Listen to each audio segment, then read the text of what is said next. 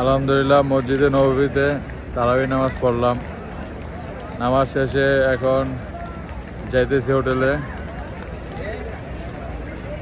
এখানে মক্কা এবং মদিনায় তারাবি পড়াইতেছে 10 রাকাত করে।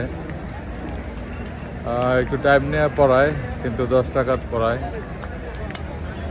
আর আরেকটা বিষয় হচ্ছে প্রতি ওয়াক্ত নামাজেই জানাজা হয় মক্কা এবং মদিনায়, দুই জায়গায় প্রতি ওয়াক্ত নামাজে জানাজা আছে।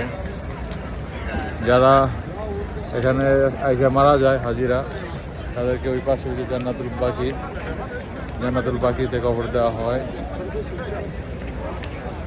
যারা এখানে এসে মারা যায় তারা সত্যি অনেক ভাগ্যবান। তারা এখানে এই মাটিতে শুতে পারে, এই মাটিতে থাকতে পারে।